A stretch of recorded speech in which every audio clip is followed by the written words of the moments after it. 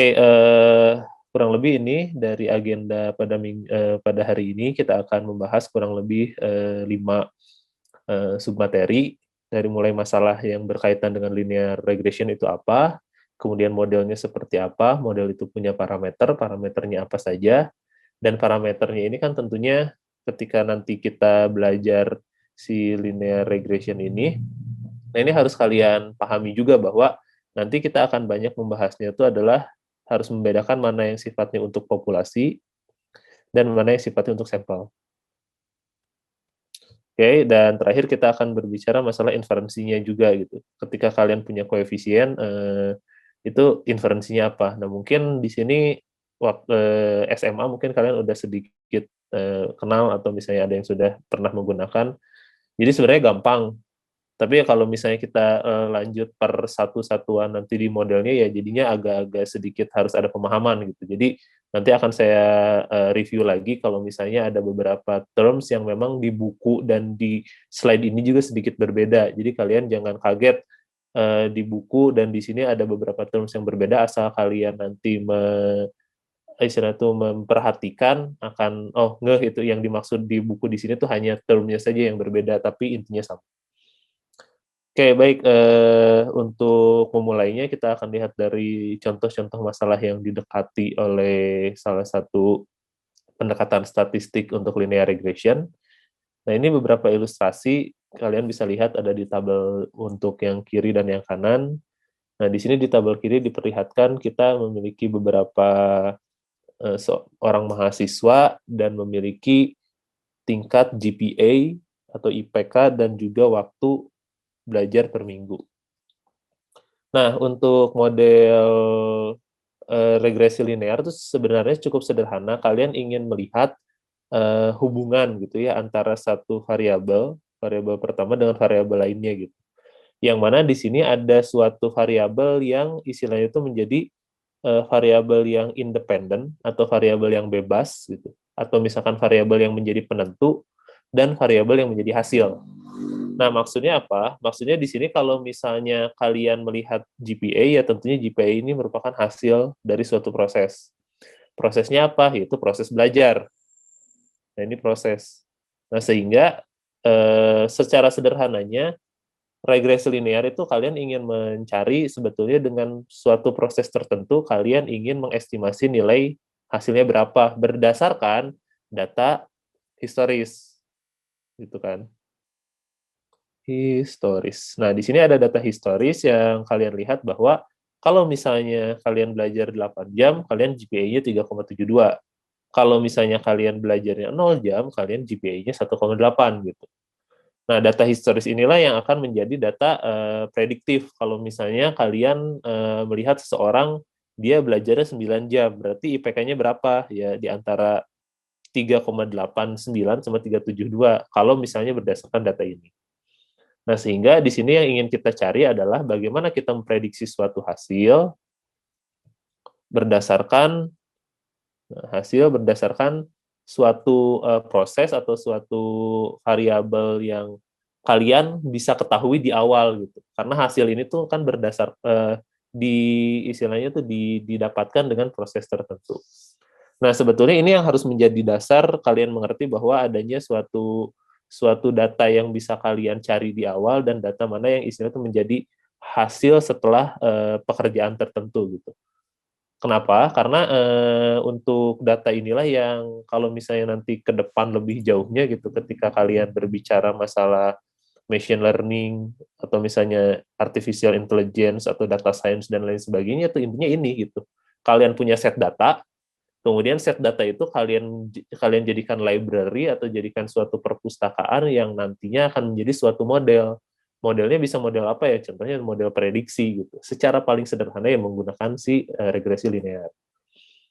Nah, contoh yang kedua adalah ini gitu. Jadi kalian ingin melihat resting heart rate. Jadi kalau kalian sekarang lagi santai di rumah sambil ngeliatin slide ini, kemudian kalian sambil duduk dan lain sebagainya, detak jantung kalian itu kurang lebih resting gitu. Jadi tidak dalam kondisi yang dipacu gitu. Nah, di sini ternyata resting heart rate itu ada hubungannya dengan berapa lama kalian berolahraga setiap hari.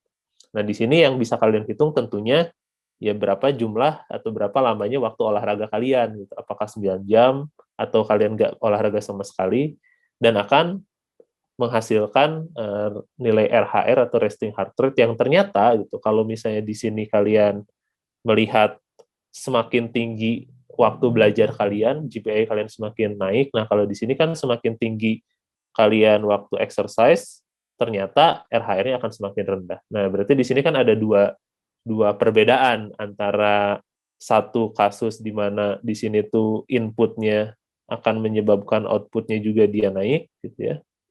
Kalau misalnya di sini kalian gambarkan dari sisi grafik ya, tentunya grafik ini tuh grafik yang memiliki satu garis lurus yang memiliki kemiringan positif.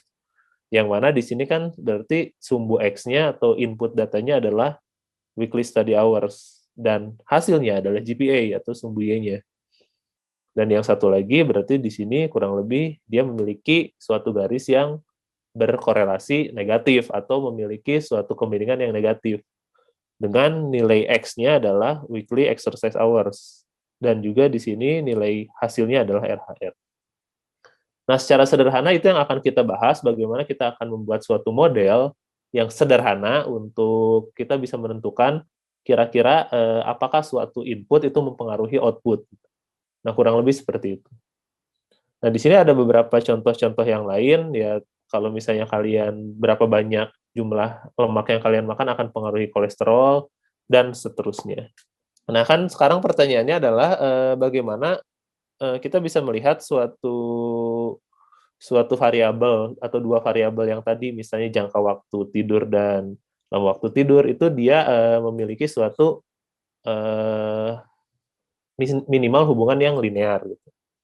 Nah, sebetulnya yang betul cara yang paling sederhana sambil nunggu Larissa itu kalian buat scatter plot. Jadi untuk melihat bagaimana nanti relasinya antara data, karena kan nggak akan seindah itu untuk lihat datanya tuh dia semuanya naik, semuanya turun, atau ada dalam satu garis tertentu gitu. Maka secara intuisi sebelum kita masuk ke model dan juga membuat suatu persamaan matematis gitu ya, lebih baik kita lihat dulu secara grafik. Oke, di sini kalian harus cek lagi untuk si X dan Y-nya itu udah sesuai atau belum yang kalian inginkan, karena kan di sini datanya tuh si solid dan oksigen. Untuk kalian mau lihat si konteks soalnya itu ada di buku, kalian bisa buka halaman 393 untuk buku edisi 9. Nah, di sini tuh dia ingin melihat pengurangan suatu solid atau suatu bahan yang bentuknya itu dia solid dengan cara pakai pemanasan oksigen kalau nggak salah. Jadi oksigen yang dibutuhkannya berapa. Nah, berarti kan di sini kalian harus menentukan inputnya itu adalah si zat material yang solidnya itu ada berapa dan dibutuhkan oksigennya seberapa banyak, kurang lebih seperti itu. Semakin banyak si bahan yang jenisnya solid, semakin besar juga oksigen yang dibutuhkan untuk proses oksidasi mungkin kayak gitu ya. Iya, Pak. Dan hubungannya seperti itu, jadi semakin banyak nilai inputnya, outputnya juga akan semakin besar. Oke, kita lanjutkan lagi. Jadi itu ya untuk yang secara intuisi di awal, kalian buat saja scatter plot-nya. Nah, kemudian dari scatter plot tadi kan sebetulnya akan lihat ya. Tadi dari hubungan linear itu bisa diperlihatkan bagaimana istilahnya itu antara, misalnya di sini kita mau melihat bagaimana hubungan antara si berat dengan tinggi badan gitu. Semakin berat seseorang, apakah tinggi badannya semakin tinggi. Nah, ternyata untuk ini itu dia punya hubungan positif gitu. Baik, kuliah hari ini telah selesai. Kita akan bertemu pada segmen selanjutnya. Saya mengharapkan semua yang telah disampaikan pada segmen kali ini bisa kembali direview, dan pekerjaan-pekerjaan yang bersifat tugas atau latihan soal bisa kembali dikerjakan untuk memperdalam dari sisi pemahaman materi dari saudara sekalian.